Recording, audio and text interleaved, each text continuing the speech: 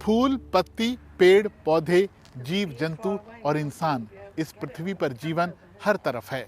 बहुत सारी चीज़ों में हम जीवन को पनपते और ख़त्म होते देखते हैं।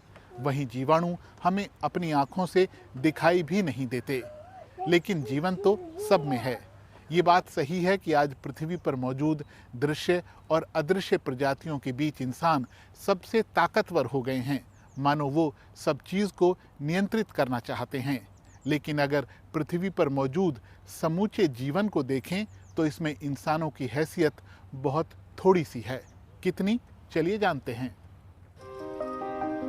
इस धरती पर इंसानों की कोई कमी नहीं है और उनकी संख्या लगातार बढ़ती जा रही है, लेकिन पृथ्वी के कुल बायोमास में उनकी हिस्सेदारी सिर्फ 0.01% है। बायोमास को आप आसान शब्दों में एक तरह से उन सभी चीजों का समूचा वजन कह सकते हैं जिनमें जीवन है।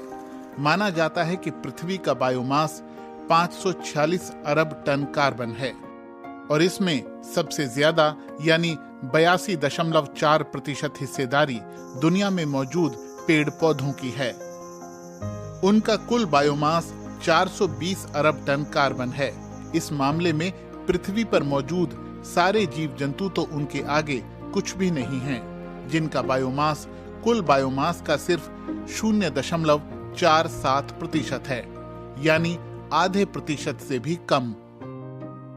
बैक्टीरिया, जो इतने छोटे होते हैं कि इन्हें देखने के लिए हमें माइक्रोस्कोप की जरूरत होती है, लेकिन इस पृथ्वी पर मौजूद सारे बैक्टीरिया का बायोमास देखें तो वो 70 अरब टन कार्बन होता है, यानी कुल बायोमास का लगभग 13%। इनमें ज्यादातर बैक्टीरिया महासागरों में मौजूद हैं। आप कह सकते हैं कि वही समुद्री पर्यावरण पर राज करते हैं। दुनिया के सारे जानवरों का बायोमास लगभग 2 अरब टन कार्बन है। इसमें भी सबसे ज्यादा यानी 42% हिस्सेदारी आर्थ्रोपॉड समूह के जीवों की है, जिनमें केकड़े, बिच्छू, मकड़ियां, मधुमक्खियां, तितलियां और चींटियां जैसे बहुत से कीट आते हैं। आप कह सकते हैं कि इस दुनिया में उससे कहीं ज्यादा केकड़े हैं जितने इंसान हैं। प्राणी प्रजातियों में दूसरे नंबर पर आती हैं मछलियां। जानवरों के कुल बायोमास में उनकी हिस्सेदारी 29% है। हालांकि उनके भंडार घटते ही जा रहे हैं। इसकी वजह है जरूरत से ज्यादा मछलियां पकड़ना, जलवायु परिवर्तन की वजह से महासागरों का तापमान बढ़ना और समुद्री परिवहन। जैसा कि अभी आपने देखा, पृथ्वी के कुल बायोमास में इंसानों की हिस्सेदारी बहुत थोड़ी सी है, लेकिन आज वो पृथ्वी के इकोसिस्टम को सबसे ज्यादा प्रभावित कर रहे हैं। इंसानों का बायोमास उतना नहीं है जितना उन चीजों का है जो उनकी जरूरतों को पूरा करने के लिए बनाई गई हैं, और इसी से हमारी पृथ्वी का इकोसिस्टम गड़बड़ा रहा है। सिर्फ खेती से इंसानों का पेट नहीं भरता, उन्हें दूध और मांस भी चाहिए।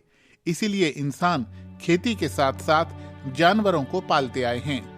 लेकिन इन मवेशियों का बायोमास इंसानों से भी ज्यादा हो गया है। सभी जीव जंतुओं के बायोमास में इंसानों की हिस्सेदारी लगभग 2.5% है, जबकि गाय, बकरी और सूअर जैसे जानवरों की हिस्सेदारी लगभग 4% है। इस तरह मवेशियों का बायोमास जंगल में रहने वाले सभी स्तनधारी जानवरों और पक्षियों के कुल बायोमास से भी 10 गुना ज्यादा है।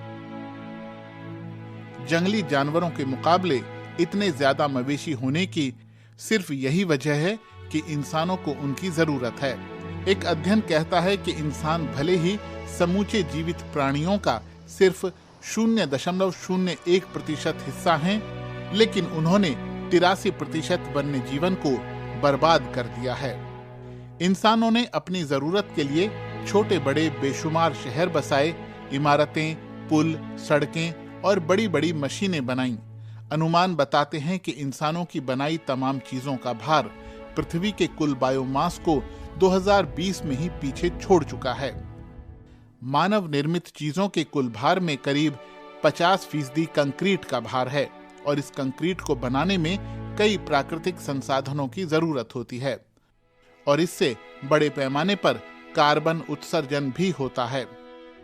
इंसानी गतिविधियों के चलते पृथ्वी का तापमान लगातार बढ़ता जा रहा है और इसीलिए दुनिया के हर हिस्से में जलवायु परिवर्तन एक हकीकत बन गया है। यही कारण है कि आए दिन कहीं ना कहीं जंगलों में आग भड़क रही है, कहीं बेमौसम बारिश और तूफान आ रहे हैं, तो कहीं सूखी धरती पानी को तरस रही है। जमीन बंजर और रेगिस्तान में तब्दील होती जा रही है और कई जगहों पर खाने के लाले पड़े हैं। इसका मतलब है कि आज संकट में सिर्फ हमारी पृथ्वी और उसकी जैव विविधता नहीं है, बल्कि इंसान भी हैं।